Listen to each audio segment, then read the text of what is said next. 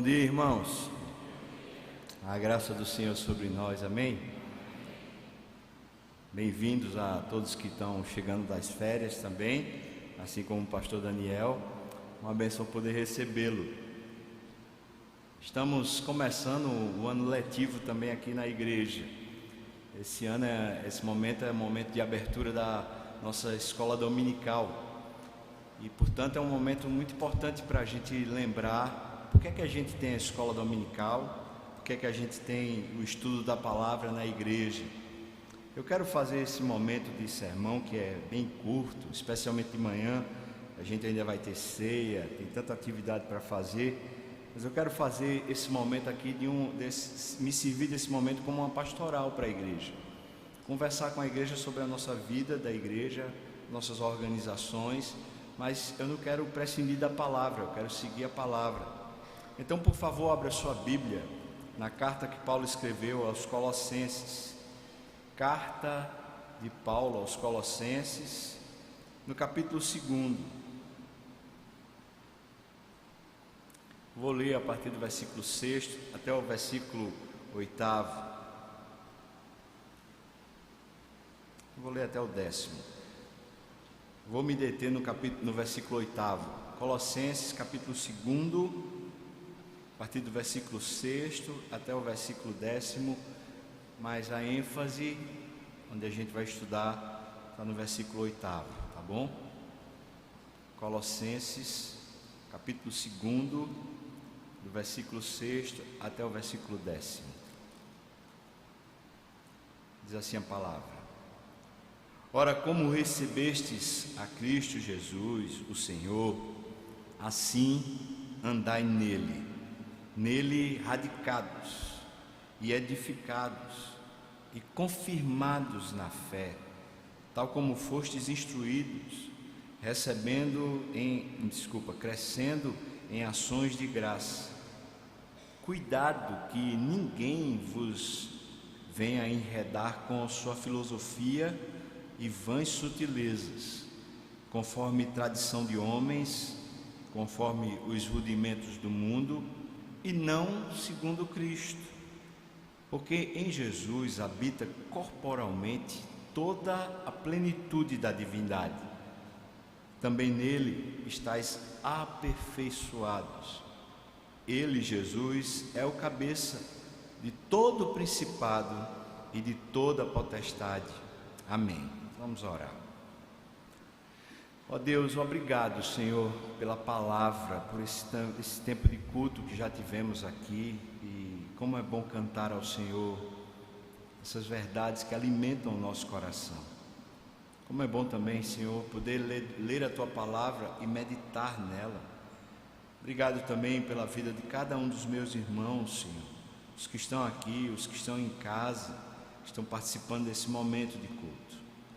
Pedimos mais uma vez, ó Deus, pela intervenção do Senhor.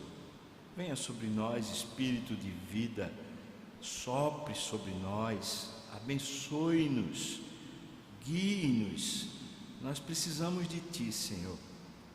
Não temos o que falar se formos falar apenas as coisas que nós entendemos.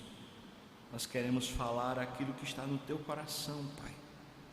Aquilo que de verdade edifica a nós, cada um de nós aqui. Por isso clamamos a Ti, Deus. Venha, Senhor, inunde esse lugar, encontre espaços, encontre nos corações lugar para ser acolhido, Pai. Que Tu nos abençoe muitíssimo e nos guarde pela força do Seu poder. Nós oramos assim no nome santo de Jesus. Amém. Amém. Irmãos, a vida cristã normal, ela por um lado é muito simples, é estar em Jesus, radicado, confirmado, aperfeiçoado e crescer nisso. Por isso a palavra aperfeiçoado denota crescimento, denota um ato contínuo. No entanto, é muito difícil por outro lado. Temos N coisas que geram dificuldade na vida cristã. Quero pensar aqui com você, por exemplo, temos a dificuldade do nosso temperamento. A maneira como somos, como reagimos à vida. Temos a dificuldade da nossa formação.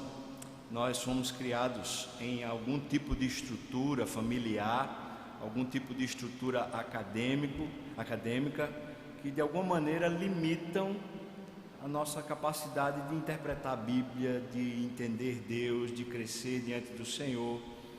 Nós temos dificuldade social, o mundo jaz no maligno, como diz a Escritura, e o mundo vai ser contrário a qualquer expressão real de vida cristã. Portanto, a gente vai estar sempre se debatendo. Nós temos dificuldade com as nossas vontades, e aí eu vou chamar da nossa cosmovisão antiga. Ou seja, antes de Jesus Cristo, a gente andava segundo o curso desse mundo. E quando a gente conheceu Jesus, o curso do mundo continuou no nosso coração. Então, temos uma luta, um embate travado no nosso interior a respeito do que é certo, do que é errado, a respeito do que eu posso, do que não posso. E a religião não tem competência para dizer isso. Falar religião, a palavra tem, mas a religião não.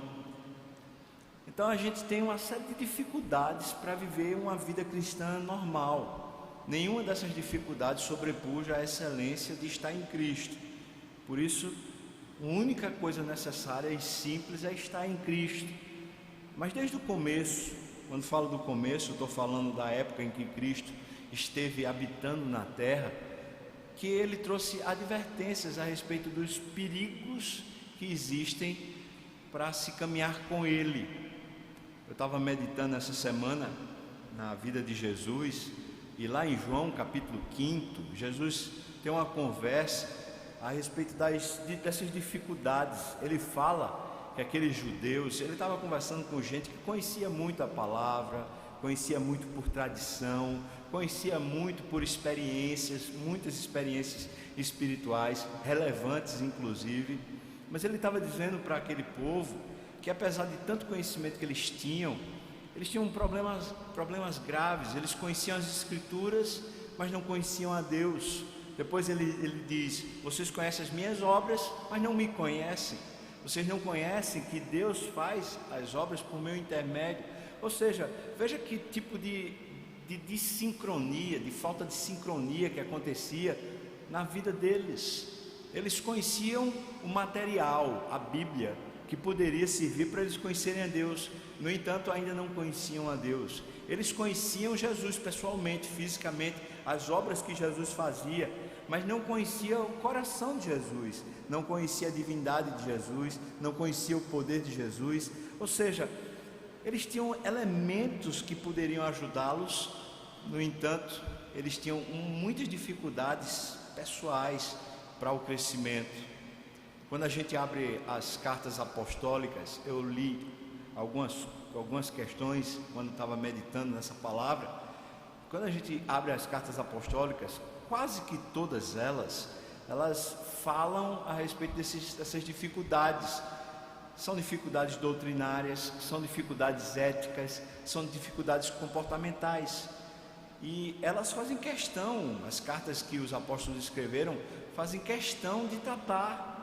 Havia problemas na igreja. Estava meditando na primeira carta, segunda carta de Paulo a Timóteo, ele advertindo aquele pastor jovem a respeito desses erros, desses perigos que aconteciam na igreja. Quantas vezes, pelo menos eu me lembro aqui, pelo menos por 3 vezes, Paulo advertindo a Timóteo: olha, não entra em contenda, não entra em disputa, de confabulação, de filosofia, de questões que não trazem nada a não ser briga. Não entra nessas coisas, não participa dessas coisas. Não entra em discussão a respeito de genealogia, não entra em discussão a respeito de comportamento, mas te detém na doutrina, te detém no conhecer a Deus, te detém na piedade. Busca a Deus, Timóteo. Cuida disso, porque você cuidando dessas coisas, você vai salvar tanto a você mesmo, como também aos seus ouvintes. Essa carta que foi escrita aos Colossenses, à igreja de Colossenses, se você ler o primeiro capítulo, vai perceber que Paulo diz que é uma igreja muito sadia, uma bênção essa igreja. Ela estava servindo de exemplo para toda a Ásia Menor. Isso é impressionante, é uma área grande. A área hoje, a atual Turquia, estava sendo abençoado pelo testemunho, a eficácia, a vida espiritual da igreja de Colossos. No entanto, a gente abre o 2º capítulo da carta e vê Paulo dizendo para que eles tenham cuidado para não se enredar por caminhos tortuosos. Todas as cartas vão ter isso. Aqui ele trata de questões muito simples, até pragmáticas, dos erros que aconteciam naquela época. À medida que a gente estuda os erros que aconteciam naquela época, a gente pode ir aprendendo sobre os nossos erros. E eu posso dizer para você que são praticamente os mesmos. Agora, óbvio que de época para época a nomenclatura desses erros, dessas heresias, desses ensinos, dessas deturpações, a nomenclatura muda. Também muda talvez uma prática ou outra, a expressão prática, mas a essência é exatamente a mesma que acontecia lá no 1º século. Por exemplo, o gnosticismo só nasce no 2º século, e o gnosticismo se aperfeiçoa ao longo do 2º e 3º século. No 1º século, justamente quando os apóstolos estão escrevendo, eles não falam essa palavra gnosticismo, mas eles tratam dessa questão embrionária, dessa essência maligna que vinha destruindo a igreja. Por isso eu quero me ater com você hoje aqui, nesse versículo 8º. Por favor, volte a vista, as suas vistas, a esse versículo 8º do capítulo 2. Ele diz: por favor, tomem cuidado, que ninguém, absolutamente ninguém, venha enredar vocês, venha conduzir vocês com a sua filosofia. Por favor, tome cuidado, porque cristianismo não é filosofia, cristianismo não é um saber teológico, cristianismo é vida. Então, por favor, ninguém venha ensinar você por meio de filosofia, ensinar a conhecer a Deus por meio de saberes. Muito impressionante isso, porque essa palavra que é usada aqui, filosofia, tem a ideia, a tradução original tem a ideia de aprofundar conhecimentos. Ora, se eu quero me aperfeiçoar em alguma coisa, eu preciso me aprofundar, eu preciso conhecer melhor. Até a Bíblia instiga a gente a buscar a Deus e conhecê-lo melhor. No entanto, se a gente usar a elucubração, se usar apenas a vaidade do nosso intelectual, do nosso saber, se a gente usar apenas isso para conhecer a Deus e conhecer as Escrituras, o que vamos produzir vai ser uma filosofia vã, vai produzir uma espécie de academicismo que vai terminar prejudicando a vida espiritual. Por outro lado, é inadmissível que alguém que seja mestre na igreja, alguém que seja professor, doutrinador, discipulador na igreja, é impossível que esse tal não conheça profundamente, não busque aperfeiçoamento real. Se assim o fizer, a Bíblia diz lá em Tiago que esse professor, que esse mestre está incorrendo num erro que ele vai ser julgado depois, porque precisa conhecer. Por isso lá em Tiago ele diz que não é bom que muitos de nós nos tornemos mestres, porque havemos de receber maior juízo. Por isso o ensino das Escrituras, o ensino para o povo de Deus precisa ser acompanhado de um esmero. A palavra esmerar-se, que é usada por Romanos no capítulo 16, diz respeito a um esforço, capítulo 12 de Romanos, diz respeito a um esforço que desgasta. É como um esmeril que passa na lâmina de uma faca, e tanto o esmeril como a lâmina da faca se desgastam mutuamente a fim de aperfeiçoar o instrumento.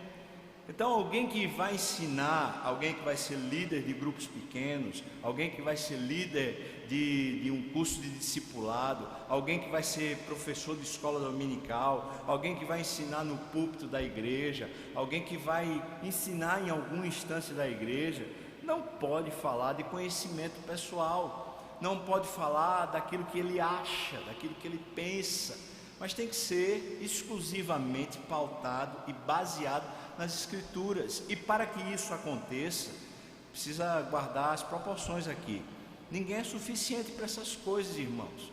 Mesmo o homem mais culto que a gente encontrar nos nossos dias, mesmo o doutor e o pós-doutor, por exemplo, semana passada eu tive uma oportunidade singular de rever um professor meu, o professor que me ensinou aqui no mestrado sobre missões. Esse professor chamado Elias Dantas, a gente se sentou para conversar. Esse homem tem alguns doutorados, tem pelo menos 2 doutorados e alguns pós-doutorados. Foi professor, na verdade foi o diretor de pós-graduação, de doutorado, de 5 universidades, 4 universidades nos Estados Unidos e 1 universidade no Canadá, simultaneamente. Um homem catedrático, um homem extremamente capaz. Enquanto a gente conversava, dava para perceber a simplicidade na voz do homem. Eu fiquei pensando assim, o que é que esse cara, com essa cultura, com esse grau de competência, o que é que ele quer conversar comigo? E fiquei tão abençoado por ver a humildade no coração, ainda simples, com tanto saber, com tanto conhecimento, com tanta competência, ainda simples, precisando ainda de aperfeiçoamento. Todos nós, por mais esforço que tenhamos, precisamos ainda ter no nosso coração a ideia de que estamos aprendendo, um coração de aprendiz, um coração de aluno, um coração de discípulo, que ainda precisa ser aperfeiçoado. Por isso, a gente precisa tomar cuidado com o que ensina. Nessa pastoral, deixa eu entender junto com você como funciona mais ou menos a nossa igreja. Estou falando a Igreja das Graças, mas também estou falando a Igreja Presbiteriana do Brasil, para que você entenda como é que as coisas acontecem nessa área de ensino. Deixa eu estimular você nisso. Primeiro, eu preciso dizer para você que o responsável ou os responsáveis pela doutrina da igreja local é o pastor efetivo, juntamente com o conselho. É o único responsável. Então, por mais que hajam outros que sabem, que são muito competentes, que podem ajudar inclusive esse grupo, mas os responsáveis reais são esses, o pastor e a equipe pastoral e o conselho, os presbíteros. Por isso, quando a igreja elege presbíteros, precisa eleger homens que conheçam a palavra, que sejam apegados à palavra, que conheçam profundamente as escrituras, porque são também mestres, são pessoas que também estão ensinando as escrituras. No entanto, irmãos, mesmo o pastor da igreja, mesmo alguém que foi para o seminário, que fez mestrado, que fez doutorado, que estuda profundamente, ele não é senhor do seu próprio conhecimento. Não pode chegar na igreja para ensinar o que bem lhe apraz. Nós estamos numa igreja confessional. A Igreja Presbiteriana do Brasil é uma igreja confessional. Quando nós somos ordenados pastores na igreja, nós somos ordenados debaixo de uma confissão. Nós temos documentos que balizam e norteiam a nossa doutrina. Esses documentos, eles não são superiores às escrituras, mas são documentos registrados ao longo da história do cristianismo, que servem como balizas doutrinárias, que ajudam a gente a se cercar de um conhecimento que ao longo de 2000 anos de história do cristianismo tem sido considerado o ensino sadio das escrituras. Então, a confissão de fé de Westminster, o catecismo maior, o catecismo menor, servem como balizas doutrinárias dos pastores, dos mestres. Estou dizendo para você isso, para você entender que nenhum pastor pode ser o que for. Ele pode simplesmente, a não ser que ele queira sair da Igreja Presbiteriana do Brasil. Se ele quiser sair da Igreja Presbiteriana do Brasil, ele pode ensinar contrário a esses documentos. Mas se não, se ele está com a consciência pura e limpa de que esses documentos de fato têm autoridade, são bênção ao longo de 2000 anos de história, então quando ensina as escrituras, ele não pode ensinar contra a sua consciência, também não pode ensinar contra a igreja. Sendo assim, a Igreja Presbiteriana do Brasil tem uma comissão teológica de exames de doutrina.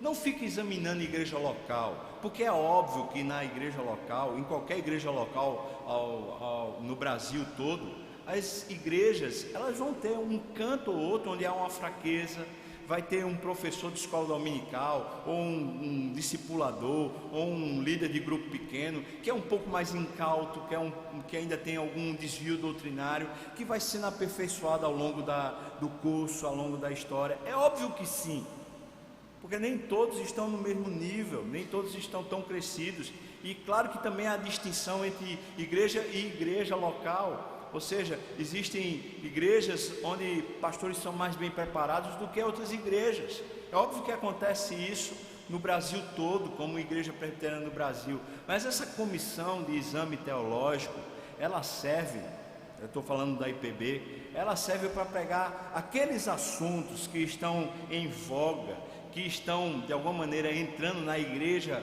brasileira, esses assuntos teológicos que estão começando a fazer um distanciamento das escrituras.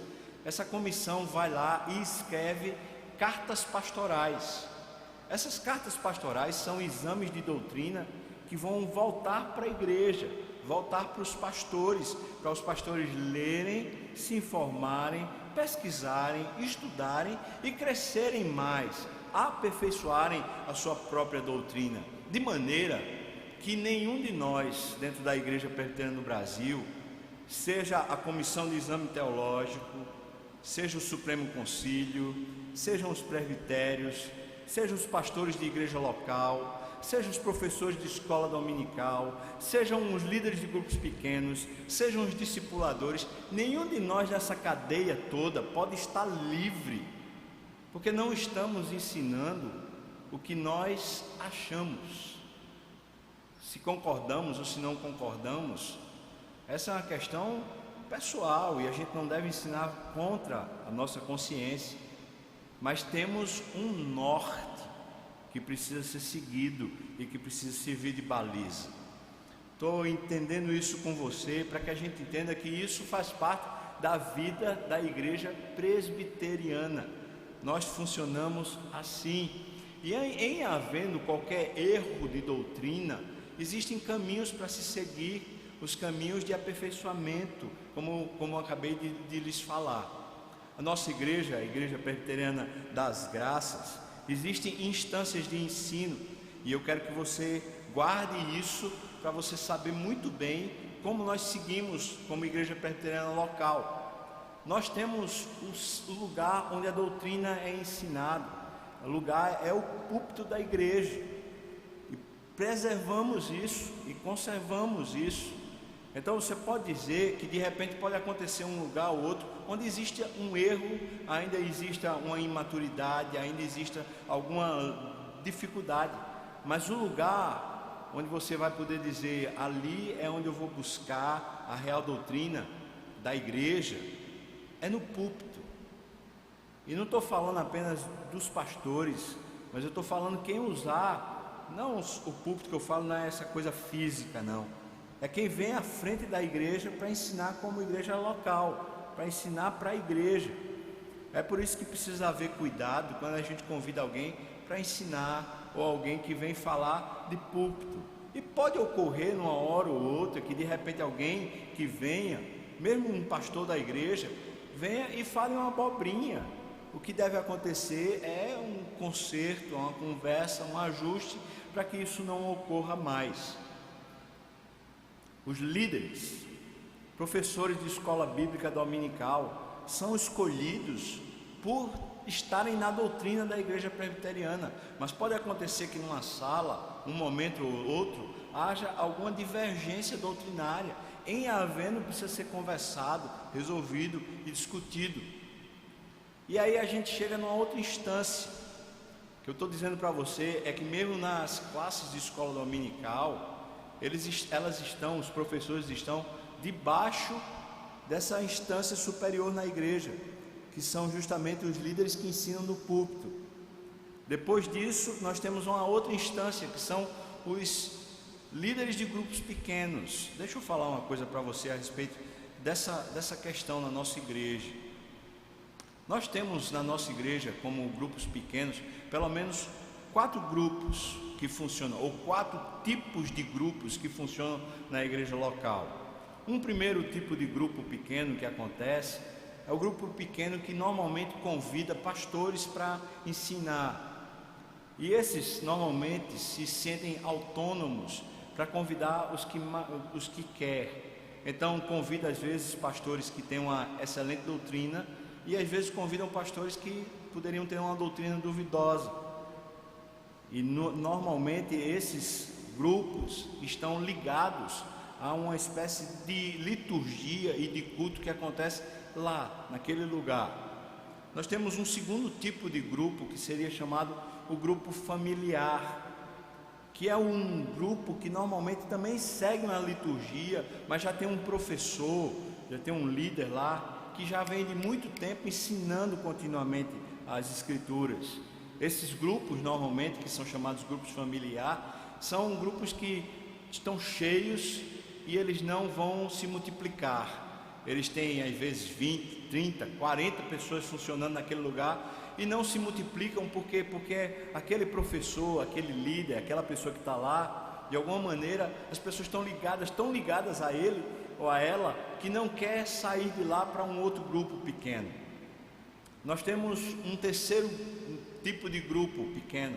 É um grupo pequeno que é formado basicamente a partir dos nossos encontros de evangelização, quando temos encontro de jovens, quando temos encontros de casais, quando temos cursilhos. Esses encontros, ou melhor, esses grupos pequenos são grupos de discipulado, são de pessoas neófitas, existe um currículo doutrinário para eles seguirem. Esses grupos pequenos normalmente eles têm começo e fim, porque eles servem por um período e depois então eles podem seguir de uma dinâmica diferente.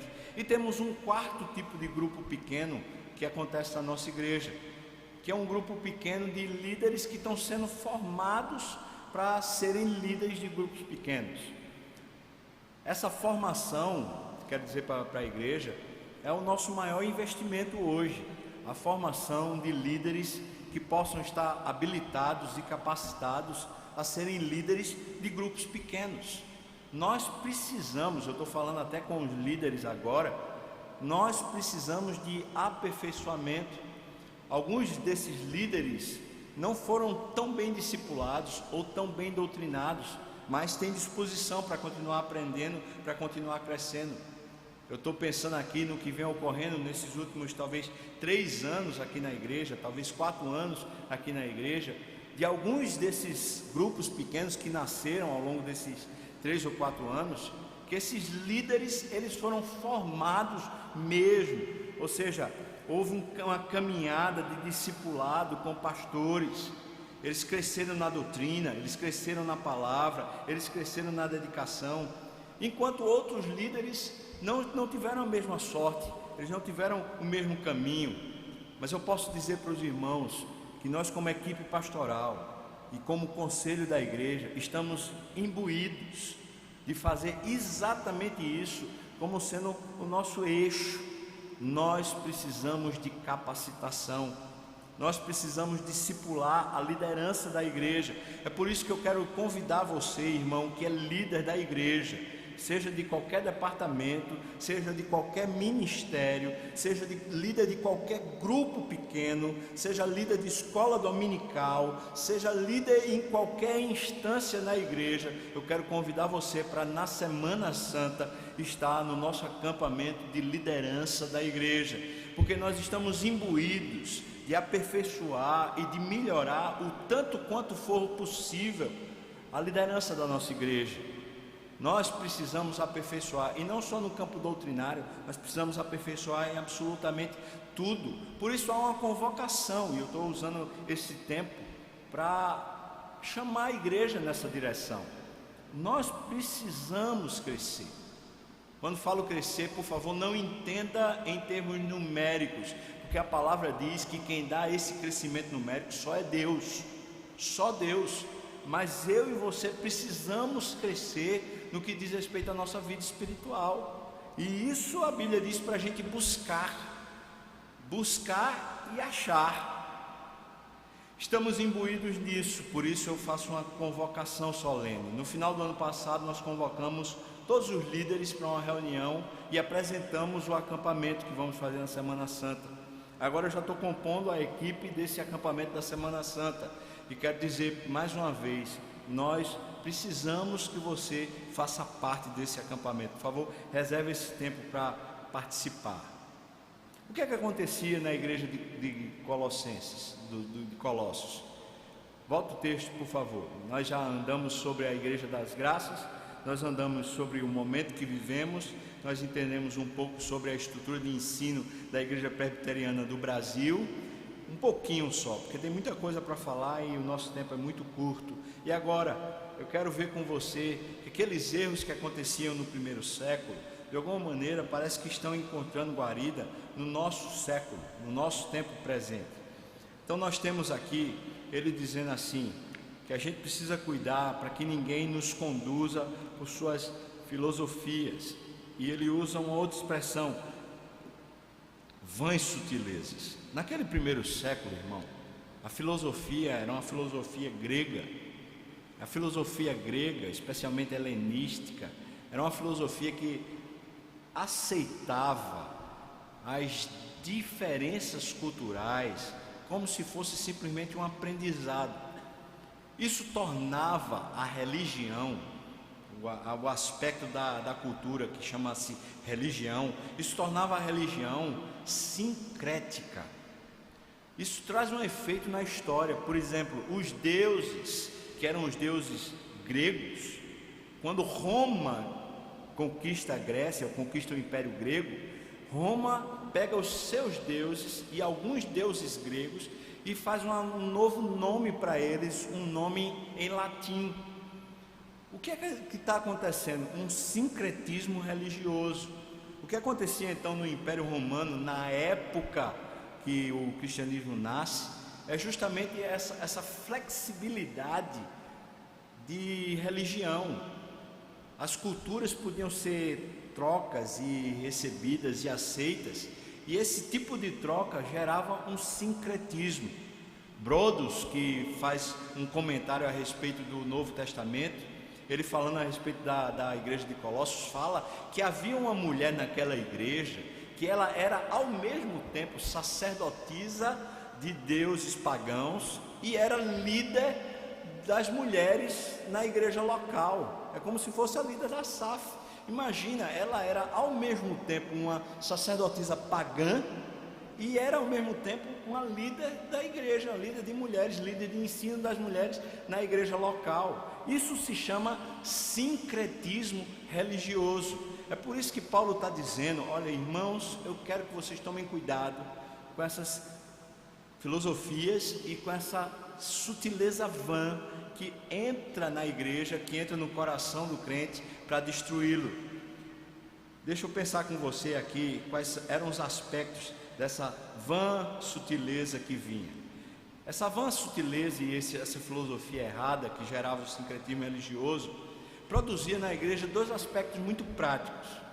O primeiro, produzia um ascetismo religioso.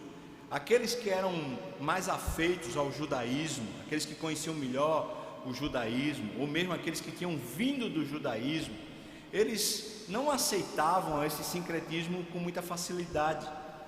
E eles entendiam que a verdadeira religião estava pautada na lei. Então eles batiam um pé, dizendo que mesmo aqueles que tinham se convertido ao cristianismo precisavam ainda guardar práticas da velha religião, da religião judaica. Isso produziu na igreja um ascetismo religioso. O que é o ascetismo religioso? Ascetismo religioso é quando as pessoas seguem uma filosofia asceta sob uma capa de religião. A filosofia asceta é aquela que crê que você, como homem, como pessoa madura, como ser adulto, você é capaz de, pelas suas faculdades, pela sua competência, você é capaz de cortar-se, de podar-se a fim de se aperfeiçoar.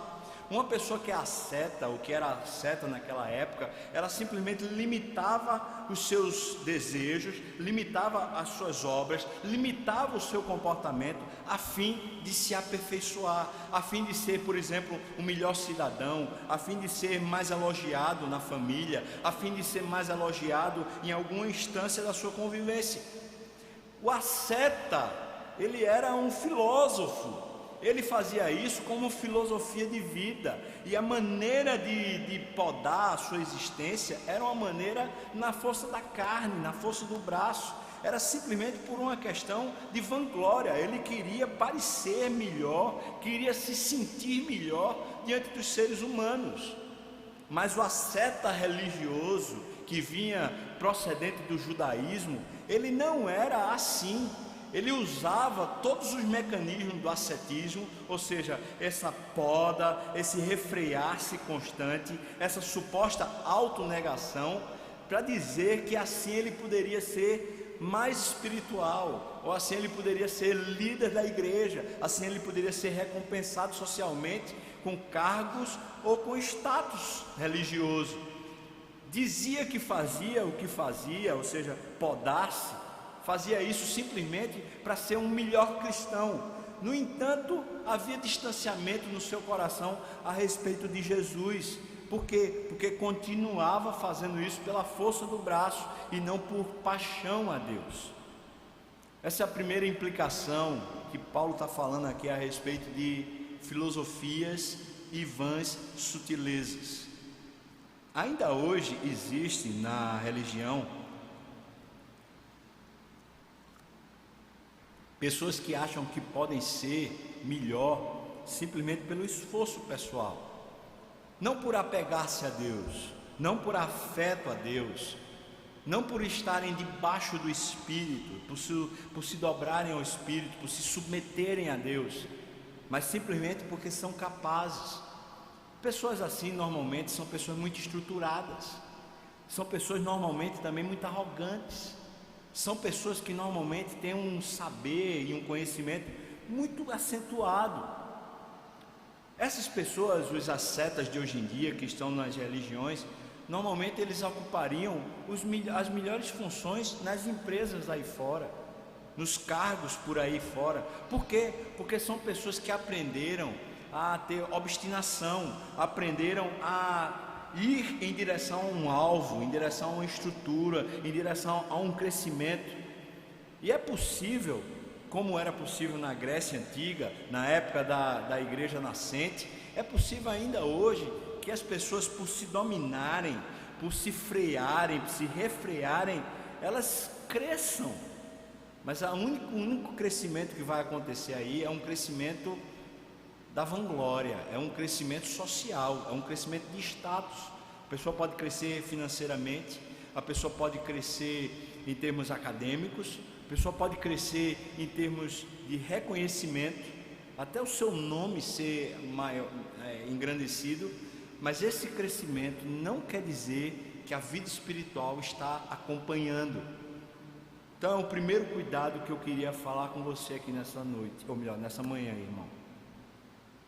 Tome cuidado, para à medida que você se entrega à cruz de Cristo, porque Jesus disse: olha, ninguém que vem após mim pode continuar vindo após mim, se não negar-se a si mesmo, se não tomar a sua cruz para seguir-me. Essa é a primeira coisa que eu queria dizer para você. O negar-se a si mesmo, o tomar a cruz de Cristo, não é ascetismo religioso. Porque o negar-se a si mesmo não pode produzir vanglória. Você não pode se sentir melhor, você não pode se sentir maior do que seu ninguém. Você não pode se achar competente na vida cristã por causa do negar-se a si mesmo.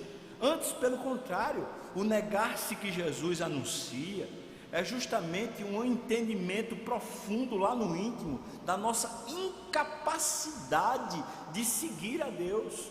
Portanto, precisa se negar. É diferente do asceta, que corta a si mesmo, que poda a si mesmo, refreia desejos e comportamentos pessoais, a fim de progredir à vistas, seja de si mesmo ou à vistas do povo. Mas é óbvio que todos aqueles que estão negando a si mesmo por causa de Jesus, todos aqueles que estão tomando a sua cruz e seguindo Jesus, é óbvio que essas pessoas estão crescendo. E o tipo de crescimento que está acontecendo é um crescimento na alma, é no coração. Eles estão de alguma maneira amando mais a Deus, estão mais disponíveis para Deus, estão realmente mais apaixonados pelo Senhor, estão realmente mais dedicados a Deus, e estão dizendo a Deus: Senhor, faça de mim um instrumento nas suas mãos. Não estão dono dos seus narizes, não estão domando a vida e domesticando ao seu bel prazer, porque sendo assim, o que há é ascetismo religioso. A outra expressão que segue como essa vã filosofia, ou como essa sutileza vã e essa filosofia, seria o contrário do ascetismo, que Brodus chama de antinomianismo. Deixa eu explicar isso para você. Essa expressão antinomianismo vem da palavra nomos. A palavra nomos no grego significa lei, e o antinomianismo é uma espécie de filosofia que se baseia na ideia de que alguém que está amadurecido, alguém que já cresceu intelectualmente, cresceu espiritualmente, já não precisa mais se sujeitar aos ensinos da lei, não precisa mais da lei. Por quê? Porque já passou por cima da lei e, portanto, é antinomos ou antinomianista. É alguém que está seguindo outro aspecto da vida, outro discernimento da vida, e prescinde da lei. Paulo, escrevendo a Timóteo, diz que a Escritura é útil para o nosso ensino, para a nossa correção, para nos tornar perfeitos, habilitados, homens e mulheres reais de Deus aqui na terra. A Escritura. E, no entanto, o antinomianista, ele nega a competência da Escritura por achar que já entende, tanto entende a Deus, como entende o coração de Deus, como entende as intenções de Deus, e acha que é possível descartar as Escrituras em uma parte ou outra, em um aspecto ou outro, usando muitas vezes a palavra de Deus ao seu bel prazer, conforme o seu próprio entendimento, conforme a sua própria elucidação. Existem pelo menos 4 tipos de antinomianismo descritos no Novo Testamento. O primeiro é o chamado antinomianismo cristão, que se baseia na seguinte premissa. Veja, preste atenção. A premissa é: Jesus Cristo foi até a cruz e pagou completamente a minha dívida, o meu pecado, e a partir de agora eu estou completamente livre, porque Jesus já pagou o preço. Eu quero perguntar para você: existe algum erro nessa premissa, irmão? O que é que você acha? Existe algum erro nessa linha de argumentação? Não, não há. É exatamente isso que acontece. Mas o que decorre dessa premissa para o antinomianista é o seguinte: se eu estou completamente livre, daí vem a sutileza dessa filosofia. Se eu estou completamente livre, eu não preciso mais me sujeitar absolutamente a ninguém, nem a nada. Por quê? Porque eu estou livre. Jesus já pagou tudo por mim. Então eu posso fazer o que eu entendo ser correto, eu posso fazer conforme me parece e não conforme a Bíblia ensina. Eu posso ter meu comportamento, posso ter o meu caminho de vida, seguindo pelo meu próprio curso, orientado pelas minhas próprias ideias. Isso é o antinomianismo, uma filosofia com trejeitos de cristão, porque segue uma doutrina real, verdadeira, mas a sua aplicação prática, ela decorre de uma apostasia, do negar a suficiência das Escrituras na vida. Segundo o antinomianismo, é o chamado antinomianismo dispensacional.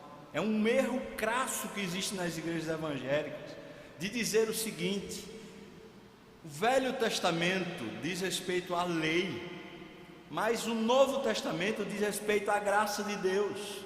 E portanto nós não estamos mais debaixo da lei, estamos debaixo da graça de Deus. Estamos num novo momento da história, um novo momento do mover de Deus, e portanto nós não estamos mais sujeitos aos ditames da lei, e ainda se usa da legitimidade do que Jesus disse. Jesus disse que não veio o quê? Abjurar da lei, mas ele veio o quê? Cumprir a lei. Se Jesus já cumpriu a lei no meu lugar, então eu não preciso absolutamente da lei. Veja que isso é um ensino também errado. O preceito que segue desse ensino, o fundamento, a premissa que segue desse ensino, ela está errada. Sempre o que norteou a lei de Deus, a verdadeira e legítima lei, o espírito da lei, sempre o que norteou foi a graça. No Velho Testamento é a graça de Deus que superabunda, no Novo Testamento é a graça de Deus que superabunda. No Velho Testamento a lei de Deus servia para ensinar o homem o quão terrível é o seu coração e a incapacidade que temos de amar a Deus. No Novo Testamento a lei serve para a mesma eficácia, para provar para nós que somos incompetentes por nossos próprios méritos agradar a Deus. Então nós temos um problema, o entendimento de que Deus mudou o trato com o homem, que no Velho Testamento existia um tipo de trato e que no Novo Testamento existe um novo tipo de trato e que portanto estamos num novo tipo de trato. Eu não estou falando de pacto, eu estou falando de comportamento, como se Deus fosse dois tipos de deuses, um Deus do Velho Testamento e um Deus do Novo Testamento. Isso é um erro teológico grave, filosófico na verdade, que destrói a igreja. Outro tipo de antinomianismo é um antinomianismo dialético. Ele diz que é possível você negar a lei à medida do seu entendimento. Diz que a interpretação da lei é o que vale de verdade. E o que é então isso? Que está dizendo isso? Está dizendo mais ou menos o seguinte: que você interpreta de um jeito e portanto vale para você desse jeito, e que eu interpreto de outro jeito e que vale para mim do meu jeito. Ou seja, cada um vai seguir a sua própria interpretação. É diferente de cada um seguir a sua própria consciência. A consciência tem que estar cativa à lei, e a interpretação não pode ser interpretação ao bel prazer. Nós precisamos aprender a interpretar as Escrituras. E tem mais, as Escrituras só têm uma interpretação legítima. E você pode dizer para mim, então, a única interpretação legítima é a interpretação do Espírito, e eu vou responder para você, exato, e é portanto o Espírito Santo que tem a única autoridade para dizer para mim e para você o que é certo nas Escrituras. No entanto, nós temos 2000 anos de cristianismo, de homens e mulheres de Deus que passaram cheios do Espírito por essa terra e que escreveram uma série de documentos que nos ajudam e nos norteiam. Esses homens foram fiéis a Deus, esses homens deixaram um legado para nós, e portanto nós temos muitos documentos que nos ensinam sobre os erros doutrinários e sobre os acertos doutrinários. Eu quero dizer para você que todas as doutrinas que temos, elas foram ao longo da história, elas foram batidas, saturadas, mexidas, estruturadas. Existe história para isso acontecer. Então a gente não pode chegar hoje, estando na igreja evangélica, uma igreja genuína, não pode chegar e dizer: eu discordo de quê? Eu discordo de quem? Quem sou eu para concordar ou discordar? Eu estou falando eu mesmo, como pastor, quem sou eu?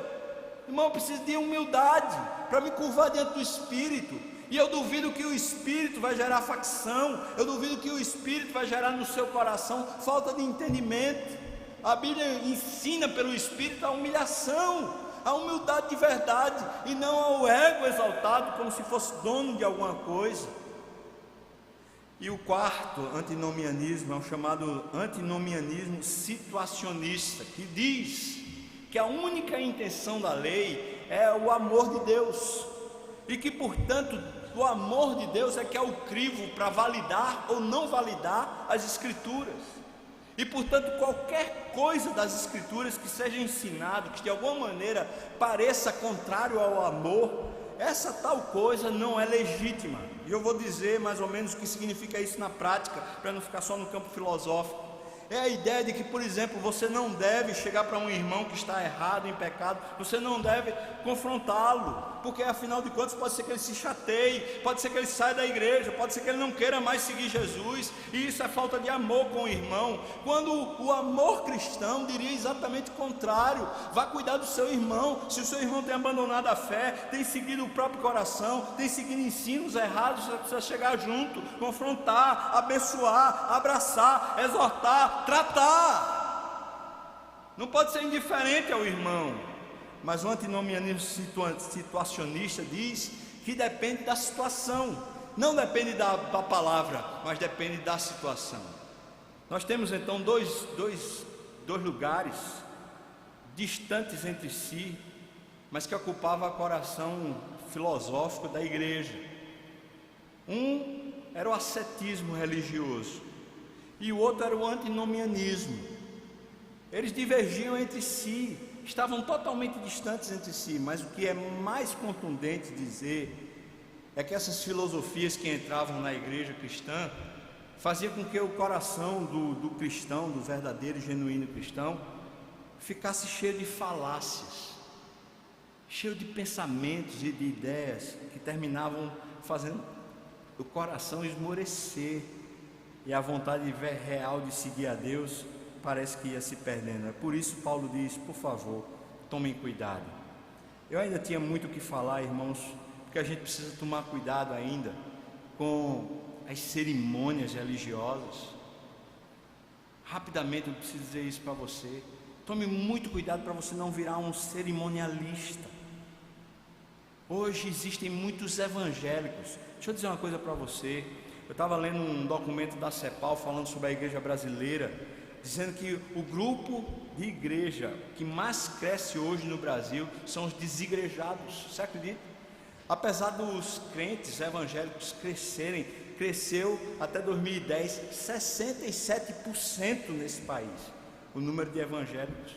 No entanto, ainda cresce mais o número dos desigrejados, os chamados hoje crentes nominais. E o que seria um crente nominal? É o crente que, por exemplo, ele vem para o Natal, ele vem para o batizado do filho, da filha, de não sei quem mais lá, ele vem para o final do ano, ele vem para uma festa ou outra que acontece na igreja, ele vem, por exemplo, para um encontro de jovens para participar, ele vem, por exemplo, para participar do cursilho, ele vem, por exemplo, para participar de eventos, de atividades, mas ele não segue com a igreja, ele não caminha com a igreja, ele não busca a Deus junto com a comunidade. É cerimonialista, só segue tradição, só segue cerimônia. São pessoas apegadas a trejeitos. Por exemplo, se a gente tiver um evento que sempre foi feito de um jeito, mas hoje em dia aquilo não serve mais, não está mais comunicando a essência daquele evento, ele não pode ser mudado, ele não pode ser remexido, ele não pode ser aperfeiçoado, porque segue tradição. Isso é filosofia, e Paulo está dizendo: cuidado com esse negócio, porque esse negócio só engendra contendas, só engendra briga no meio da igreja. Mas a terceira coisa que eu finalizo aqui, Paulo diz: tome muito cuidado com as experiências sobrenaturais. E é interessante, porque Paulo é protagonista de muitas experiências espirituais, sobrenaturais, maravilhosas. O próprio Paulo provou êxtase espiritual, irmão. Ele diz: eu conheço um homem, eu não sei se no corpo ou fora do corpo, esse homem foi levado até o terceiro céu, ele viu e provou coisas que são inefáveis, que não é dado aos homens conhecer. Ele está falando de si mesmo. Paulo provou e teve experiências espirituais grandiosas, profundas. Mas Paulo, quando escreve à igreja, ele diz: tome cuidado, porque ele sabe que experiência sobrenatural gera confusão no coração, especialmente quando não há raiz, quando não está em Cristo, quando não cresce em Cristo. Semana passada eu falei aqui de uma experiência que aconteceu numa igreja aqui em Recife, de uma mulher que entrou em reuniões de oração e começou a participar de reuniões de oração, e essa mulher foi enviada pelo demônio para participar de reuniões de oração. Como é que a gente sabe disso? Porque essa mulher se converteu, e ela disse que quem tinha enviado ela para reuniões de oração tinha sido demônios. Essa mulher era profetisa nas reuniões de oração, essa mulher ensinava uma bocado de coisa, e ela começou a ensinar em submissão. ensinar antinomianismo como uma perspectiva cristã lá dentro da reunião de oração. Era uma revolta que estava sendo trazida pelos demônios para um lugar tão abençoador, uma reunião de oração. Essa mulher estava ganhando status de ser poderosa, de ser profetisa, de ser uma mulher de Deus, usada por demônios. Irmão, eu quero dizer para você, discernimento espiritual é um dom, mas é um dom que está afeito ao conhecimento de Deus e conhecimento das Escrituras. Não pense que qualquer tipo de reunião de oração que você vai, não pense que qualquer tipo de obreiro, qualquer tipo de ministro, qualquer tipo de servo, supostamente homem de Deus e mulher de Deus, está cheio do Espírito, só porque faz alguma coisa sobrenatural. Antes, pelo contrário. Hoje, no nosso tempo e num Brasil místico como temos, onde o que autentica muitas vezes a religião é o sobrenatural, quantas vezes os demônios têm ido e feito coisas sobrenaturais para enganar os incautos, com promessas vazias, com muitas vezes teatros que acontecem de expulsão e de exorcismo que na verdade não acontecem na essência, mas são protagonizados e mostrados na frente da igreja sem que isso seja real, para distorção, para deixar o crente no cabresto, para conduzir o crente numa espécie de cabresto que tem que dar dinheiro, que tem que produzir coisas para a igreja e não para Deus. Tome cuidado, irmão. Se você não conhece bem as Escrituras e é só afeito a experiências, eu quero dizer para você, é ruim esse caminho seu. Esse caminho de experiência sem conhecer profundamente a palavra leva você a distanciar-se de Deus. E você nem nota, porque afinal de contas você está provando tanta coisa boa aparentemente. Aquelas palavras que vêm parecem como uma luva para você, mas se você for para uma cartomante, eu vou dizer para você, ela vai dizer um bocado de coisa que vai encher seu coração de esperança. Ela vai dizer um bocado de coisa boa para você, porque afinal de contas o diabo quer lhe seduzir para lhe matar. Então tome cuidado. Quando eu estou falando isso, irmão, eu mesmo, pela graça de Deus, já provei muita coisa excelente de Deus, já tive muita experiência sobrenatural na minha carne, na minha vida. Poderia dizer algumas experiências que realmente se confirmaram na minha história. Eu fui ressuscitado numa sala de hospital, ou melhor, numa sala de cirurgia de hospital. Pela graça de Deus isso aconteceu comigo, eu provei do alto. Numa reunião de oração, melhor, numa oração que a minha mãe fez por mim, enquanto eu estava desfalecendo por causa de asma, um anjo me tocou e foi tirado de mim aquela secreção, foi tirado de mim aquela enfermidade. Até hoje, nunca mais eu tive crise de asma. Eu quero dizer para você, irmão, que experiências sobrenaturais acontecem, podem abençoar a sua vida, mas se você não conhece as Escrituras, se você não conhece a Deus, se você não está firmado no Senhor, se você é rebelde, se você segue o seu próprio coração, essas experiências distanciam você de Deus, porque confundem a sua vida. Nós precisamos crescer e amadurecer na fé. Estou falando com você, crente. A escola dominical serve para isso. Os grupos pequenos servem para isso. Grupos de discipulados servem para isso. Os cultos que você participa servem para isso. Mas a leitura que você faz na sua casa, a leitura bíblica, serve para isso. As reuniões de oração que você participa servem para isso. Você não pode abrir mão de nenhuma delas. Nenhuma.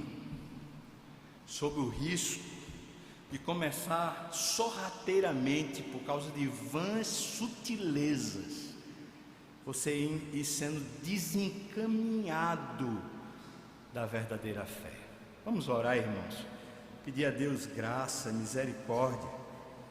Por isso eu chamo os líderes de grupo pequeno, por favor, não percam de estar conosco nesse retiro. Precisamos conversar bastante. Vamos orar, irmãos. Ó Deus, Tu és o nosso Deus forte, o grande El Shaddai, o Todo-Poderoso, o Adonai, o dono da nossa vida, o dono da igreja, o dono da história. Nós Te bendizemos o nome, Senhor, pela Tua palavra, porque ela é tão rica e perfeita e ensina tanto a nós. Obrigado por esse tempo que tivemos aqui. Agora, Pai, eu quero pedir a Ti a bênção do Senhor sobre o momento de ceia, sobre esse momento de comunhão com o Teu Espírito e uns com os outros. Que o Senhor nos guarde, que o Senhor assim nos abençoe. Seja sobre nós, Pai. Nós oramos no nome de Jesus. Amém. Irmãos, quero convidar os presbíteros para virem para cá, para nos ajudar na distribuição dos alimentos.